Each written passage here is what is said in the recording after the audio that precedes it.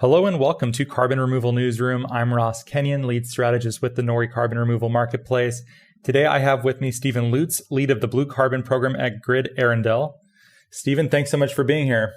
Thank you very much. It's great to be here. Looking forward to the discussion.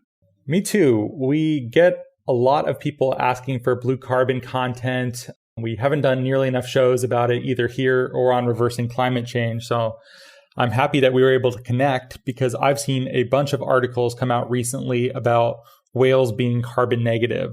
I also saw people groaning about whales entering carbon markets and sort of mocking this idea.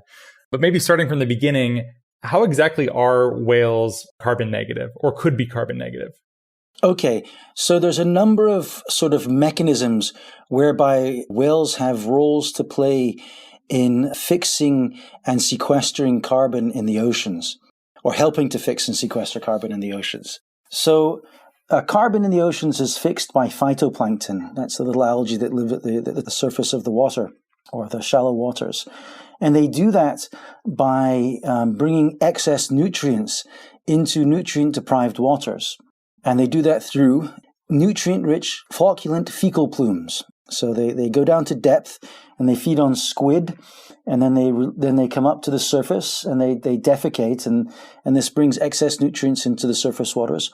Or they migrate from nutrient-rich feeding grounds in different latitudes and bring nutrient-rich materials when they come to more tropical or nutrient-poorer waters. So that nutrients is actually what the phytoplankton need to grow. And the phytoplankton, when it grows, it takes in carbon from the surrounding waters, thereby helping the ocean's ability to take up carbon from the atmosphere. Another way the whales help is by storing carbon in their biomass. So some whales are extremely long-lived, and just like us, we're all carbon-based units or animals, so to speak.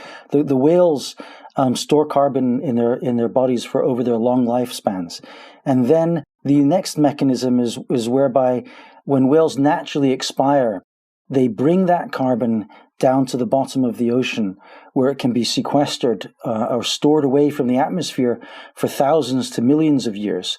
So when that carbon in that dead whale gets to the bottom of the ocean, it provides a ton of nutrients to animals that live at the bottom of the ocean, but also that carbon is down there for a long period of time. And I think with regards to getting carbon out of the atmosphere, I think the longer the better with regard to addressing climate change. And carbon that reaches the deep ocean is out of contact with the atmosphere for thousands to potentially millions of years, especially if the carbon from whales enters into the geological record by sedimentation at the bottom of the ocean. Do you have any sense of scale, Stephen, on how many tons of carbon dioxide whales might sequester over the course of their lifetime in the deep ocean? I think that the studies on that, we're only looking at individual species. We're not looking at all of the great whales yet. So the IMF released an article recently that essentially looks at how if we were returned to the great whales to their pre-whaling numbers, it would capture about 1.7 billion tons of carbon annually. And that's a significant amount. A surprisingly large amount.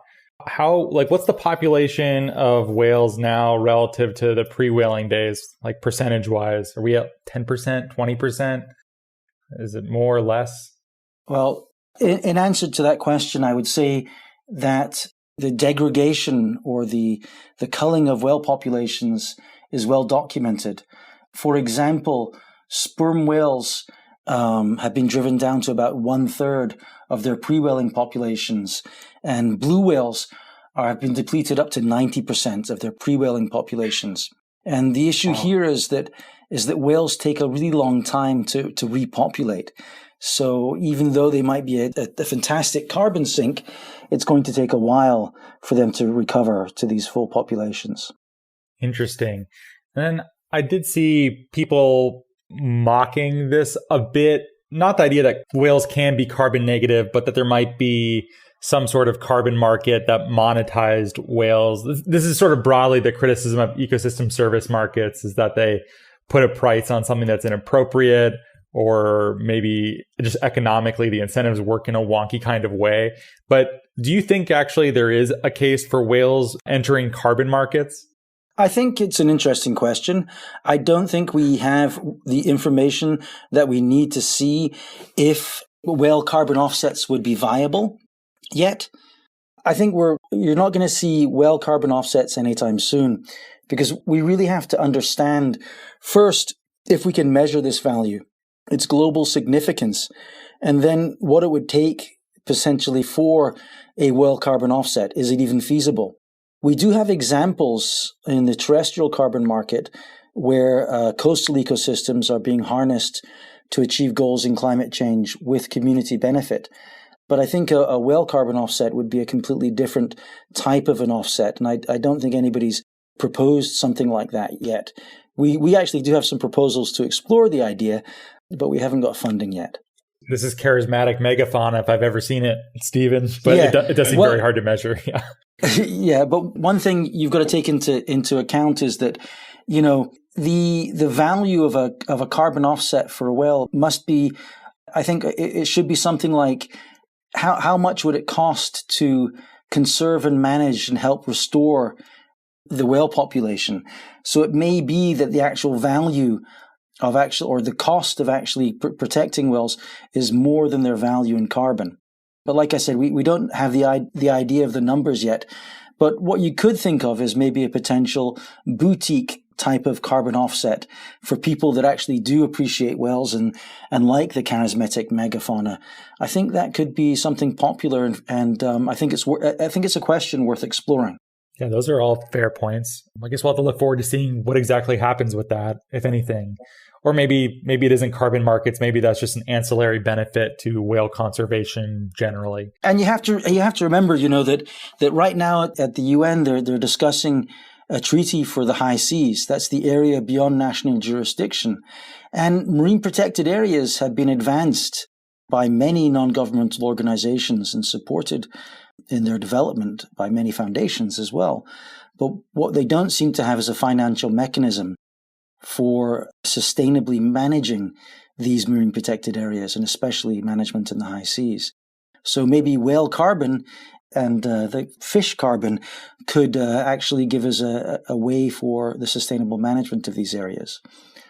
For me, the IMF report potentially helps us answer the question of the tragedy of the commons for the ocean. And the tragedy of the commons is what's going on in the high seas right now. The tragedy of the commons refers to how ocean life is seen as a common, unlimited resource, and how its exploitation has led to the destruction of overharvesting of many fisheries on the high seas and in other areas. And this is because in individual self-interests, we see it as a common resource, so we just, take it before someone else does.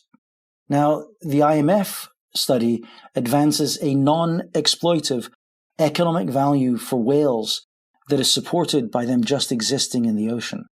And this value potentially cancels out the tragedy of the commons for whales. So as far as a whale carbon offset goes, I think this is potentially really good news for whales and potentially hinting at something even more exciting for marine life. The IMF talking about whales and blue carbon seems like a big deal. And also, I think I've just seen more blue carbon stuff lately than I have previously.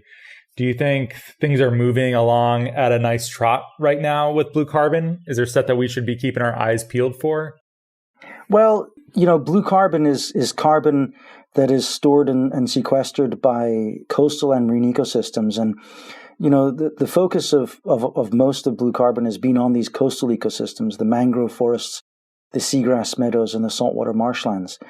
And coastal blue carbon makes a really good scientific question, because a scientist can go out there, they can stick a core in the ground, they can get that sediment sample, and then they can measure it and say, wow, look at all that carbon. And that's great. So it's been a great scientific question. But one thing that we haven't answered yet is if the value of coastal blue carbon can achieve significant goals in climate change and addressing climate change and supporting sustainable communities.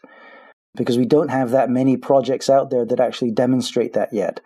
So I'd say coastal blue carbon has still been a great scientific question, but the jury's still out on if it's going to be able to be harnessed to achieve these goals goals for communities and for countries.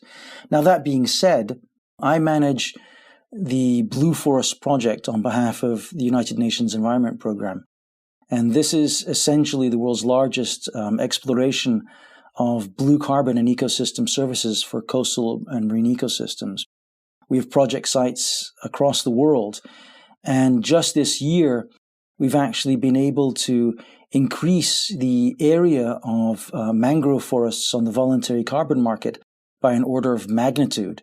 So just a few years, we started with a small project in Gazi Bay, Kenya, called Mikoko Pamoja, where 107 hectares of mangrove forests on the voluntary carbon market has supported mangrove conservation and reforestation activities and community benefit activities, such as the building of freshwater wells and the buying of school books for local children. And it's done that through payments on the voluntary carbon market. And just this year, we've been able to increase the area from 107 hectares to over 3,500 hectares with other projects in Kenya and in Madagascar. So this, to me, is an exciting, positive step forward for coastal blue carbon. Additionally, many countries are actually taking note of the value of these ecosystems in climate change adaptation and mitigation. So mangrove forests, for example, store up to 10 times as much carbon as terrestrial forests. So even though they occupy a tiny sliver of area around the coastlines, they're actually quite important in our fight against climate change. So countries are actually including these ecosystems in actions in their national pledges to fulfill the Paris Climate Agreement.